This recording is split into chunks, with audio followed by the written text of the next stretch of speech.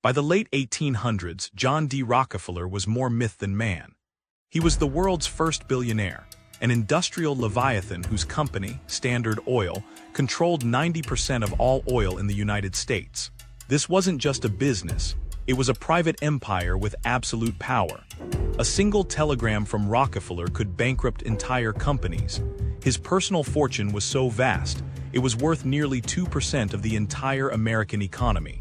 He was a force of nature, an architect of a new Gilded Age, feared and revered in equal measure. But to understand the Leviathan, you have to look past the sprawling refineries and the endless miles of pipeline. You have to find a small, cheap, red-covered notebook he called Ledger A. This book was his most prized possession, kept locked away in a safe deposit box. It held the first dollar he ever earned and the DNA of his entire philosophy. He bought it for 10 cents a few days after landing his first job as an assistant bookkeeper on September 26, 1855. That date, not his birthday, became his most sacred holiday, which he celebrated for the rest of his life as Job Day. Inside Ledger A, every cent is accounted for. $50 in wages, payments for board, and a single penny for the Sunday school. It is a map of a boy's disciplined mind, a mind that believed, in his own words, it was a religious duty to get all the money you can, fairly and honestly, to keep all you can, and to give away all you can. The richest man in the world began with a simple accounting of pennies and dimes from his impoverished youth. How does the boy with the 10-cent ledger become the man who holds the world in his grasp? Was the secret in the numbers he wrote or in the soul of the boy writing them? To understand the man who would tame American capitalism, you must first understand the house of his childhood. It was a place of deep and conflicting opposites. On one side stood his mother, Eliza Davison Rockefeller, a devout Baptist who was disciplined and stern. She was the source of the creed that would echo through his entire life: work to save and to give. Eliza was a woman of strict principle who taught her son to avoid waste and to give a portion of all he earned back to the church. She was the force of order and stability in his life. On the other side was a force of pure chaos, his father. William Avery Rockefeller, better known as Devil Bill, was a traveling con artist. He sold worthless potions as cancer cures for $25 a treatment. He was a man with 2 wives who maintained a secret second family. He would disappear for months, leaving his first family with no money, only to reappear with pockets full of cash from some unknown scheme. Devil Bill once boasted to his children, "I cheat my boys every chance I get. I want to make 'em sharp." This was John D. Rockefeller's inheritance, a mother who taught order and a father who practiced deception. The boy was caught between the sacred and the sinful, between the accounting book and the con. This chaos created a desperate need in young John to bring order and certainty to a world he saw as unstable and dishonest. His answer was arithmetic. His salvation was the number. In September of 1855, at 16 years old, Rockefeller got his first job as an assistant bookkeeper for a small company in Cleveland. He would celebrate September 26 for the rest of his life as Job Day, a date more important to him than his own birthday. For 3 months, he received no pay. When he was finally paid, it was a single payment of $50, which covered his work at a rate of about 50 cents a day. With a nickel from that first paycheck, he bought a small red notebook he called Ledger A. This book, which he kept his entire life, became his personal sacred text. In it, he carefully recorded every single penny earned and every penny spent. It was an almost religious obsession with accounting for every fraction of a cent. And from that very first paycheck, he began the habit his mother had taught him. He gave a portion away. Records show gifts to local missions and to a poor woman in the church. By the time he was 20, he was giving more than 10% of his income to charity. This was more than just accounting. It was a moral mission. Every entry was a defense against the chaos of his father's world, and every balanced page was a wall of numbers against lies and uncertainty. As Rockefeller mastered the predictable world of shipping records and freight costs, a new kind of chaos was erupting in nearby Pennsylvania. In 1859, the first American oil well was drilled, starting a frenzy similar to the California gold rush. Boomtowns exploded from a few houses into cities of thousands, only to become ghost towns when the oil ran out. The price of oil was completely unstable, swinging from $20 a barrel one year down to 50 cents the next. It was an industry built on wild guesses, sudden wealth, and total ruin, a perfect reflection of the dishonest, unpredictable world his father represented. Rockefeller, now in his early 20s and a partner in his own successful produce business, looked up from the clean, orderly columns of his accounting book. He turned his attention toward the black gold erupting from the Pennsylvania earth. He saw not just a product, but the ultimate challenge. This was his father's world on a massive scale, a world of chaos, waste, and wild chance. In that moment he understood. This untamed industry was his life's calling, the final test for his obsession with order. But could one man, armed only with a ledger and a will of iron, truly control such a powerful force? To John D. Rockefeller, the frenzy of the oil fields was not capitalism, it was chaos. He saw hundreds of individual drillers and refiners, each a tiny kingdom, locked in a constant war with each other. This created damaging cycles of boom and bust, with wild price swings and unpredictable supply. From his point of view, the industry was destroying itself through its own inefficiency. His personal philosophy was simple, and to his competitors terrifying: competition is a sin. This was the core belief of a man obsessed with order who saw waste as a moral failing. He was about to impose his own version of order on the entire petroleum industry. The first tool for his new vision was founded on January 10, 1870. It was a corporation in Ohio called the Standard Oil Company. With $1 million in initial funding, it was already one of the largest refiners in the world.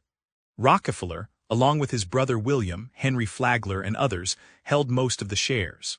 The name Standard was a promise of a uniform, high-quality product in an industry known for dangerous, low-grade kerosene.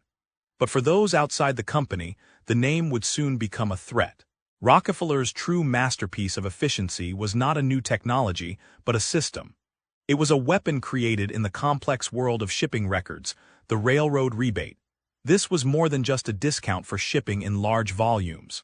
By guaranteeing major railroads massive and consistent shipments of oil, as many as 60 train cars, a day, he secured drastically lower rates for Standard Oil. This alone gave him a significant advantage. But the true masterstroke was a secret clause for something called a drawback.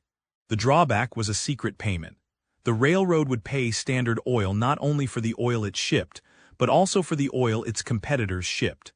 Think about that. Rockefeller made money even when his rivals sold oil. It was a perfectly legal and brutally effective method of business warfare. The railroads agreed because Standard's large scale saved them money. Standard offered regular, high-volume traffic, provided its own loading equipment, and even took responsibility for accidents. The system created a loop of power. The more oil Standard shipped, the cheaper its rates became, and the more competitors it could undersell. This weapon was first used with shocking force in early 1872 in a campaign that became known as the Cleveland Massacre. At the time, Cleveland was the center of American oil refining, with 26 independent companies fighting to survive. Beginning in February of that year, Rockefeller began visiting his rivals. He would show them his accounting books, revealing the impossibly low shipping rates he commanded. Then came the ultimatum: sell your company to Standard Oil or be driven out of business. As Rockefeller presented it, this scheme is bound to work. It means an absolute control by us of the oil business. We are going to give everybody a chance to come in. For many, it felt like a death sentence. Panic swept through the Cleveland refining community. They had a simple choice: accept a fraction of what their life's work was worth, or face certain bankruptcy. In a stunning 6-week period, Standard Oil absorbed 22 of its 26 local competitors. The conquest of Cleveland gave Rockefeller control of the largest refining center in the country. From Cleveland, the campaign went national. Pittsburgh, Philadelphia, New York. One by one, the refining centers of America were taken over. By 1880, Standard Oil controlled the refining of 90 to 95% of all oil in the United States. It owned thousands of miles of pipeline, tens of thousands of wells, and employed over 100,000 people. Rockefeller had solved the problem of chaos. He had taken the wild, wasteful oil industry and bent it to his will. He brought order, and in doing so, he brought cheap, reliable light into American homes. But his victory came at a cost.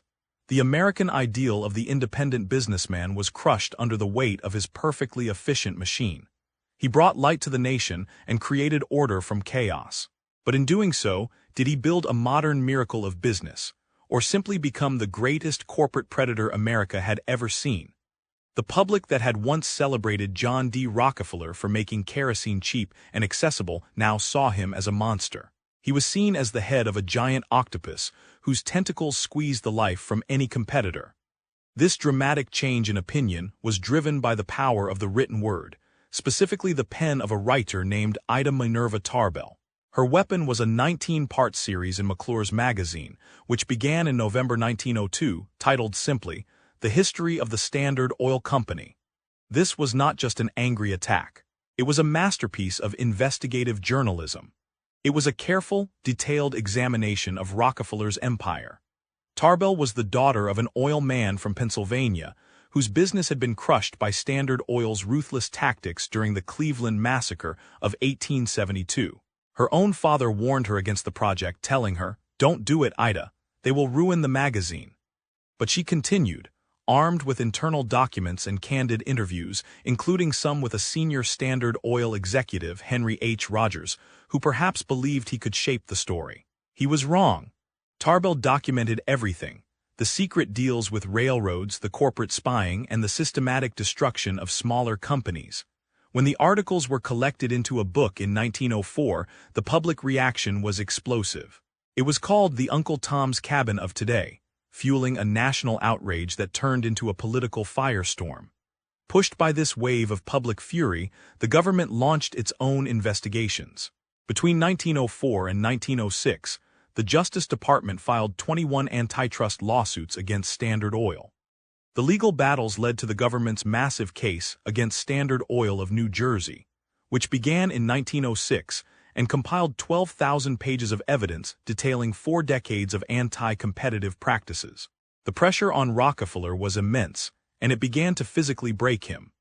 As the legal attacks mounted, he suffered from digestive problems so severe he could often only eat crackers and milk, and he was plagued by sleepless nights.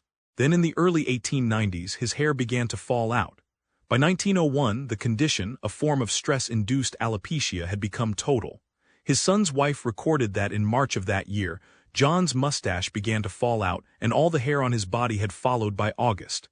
He lost his eyebrows, his eyelashes, everything. The condition had a devastating effect on his public image, transforming him into a hairless ogre in the public imagination. He began wearing a series of wigs of varying lengths to create the illusion of growth, a strange, ghost-like figure haunting his own life. He retreated from public view, becoming a recluse at his vast estate, Kikuit, a 40-room mansion perched above the Hudson River. One associate described him as a man for whom nothing in life meant anything to him. He couldn't sleep, and he wouldn't smile. The richest man in the world was wasting away, isolated and almost universally despised. Then, on May 15, 1911, the final blow landed. The Supreme Court of the United States ruled that the company was an unreasonable monopoly in violation of the Sherman Antitrust Act. The court ordered the empire to be shattered. Standard Oil was to be broken up into 34 distinct companies, severing the intricate network of control Rockefeller had spent a lifetime building. The man who built an empire to create order found his life in complete ruins. This left a frail, hairless old man, a ghost of his former self, to contemplate the wreckage of his public life. What does a man do when he has all the money in the world but has lost everything else? John D. Rockefeller, the architect of a corporate empire, was a man obsessed with ledgers. Remember his first, a small red notebook he called Ledger A? It was bought for 10 cents when he was just 16. What was his second ledger? As the 20th century began and he faced public anger and the government's breakup of his life's work, Rockefeller opened a second ledger. This one would not track the gathering of wealth, but its systematic distribution. The same focused precision and drive for efficiency he had used to control 90% of the nation's oil would now be used to give it all away. His giving began with a single belief, which he called the best investment I ever made. That investment was the University of Chicago, which he started funding in 1890 with an initial payment of $600,000. By the time he was done, he had poured over $35 million into its creation, demanding it become a world-class institution from its very first day. He then turned his attention to medicine. In 1901, he founded the Rockefeller Institute for Medical Research, America's first biomedical institute. It would become the engine behind some of the century's greatest medical breakthroughs, such as discovering that DNA carries genetic information, identifying blood groups, and developing the first serum to fight meningitis. But the scale of his ambition was global. In 1913, Rockefeller created the Rockefeller Foundation with a simple, bold mission: to promote the well-being of mankind throughout the world. This was not charity as the world knew it. It was a new kind of philanthropy. He sent out teams of doctors and scientists to attack diseases at their source. The foundation launched a campaign that helped get rid of hookworm in the American South, a disease that had weakened millions. It then declared war on yellow fever, funding the research that would lead to a vaccine and save countless lives. By the time of his death in 1937, his second ledger showed a total distribution of over $530 million. Could this second act, this massive effort of giving, wash away the negative actions of his first? Can a fortune built by crushing competitors be made right by giving it away? The question follows his legacy. The ruthless tactics he used to build Standard Oil became the blueprint for the modern corporation and the playbook for today's giant tech companies.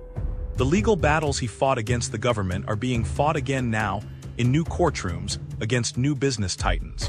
Rockefeller, therefore, left not one echo, but two. One is a legacy of scientific progress and public health that continues to save lives. The other is a business model for relentless ambition that continues to shape our world. His story isn't over. We are all living in the shadow of his two ledgers.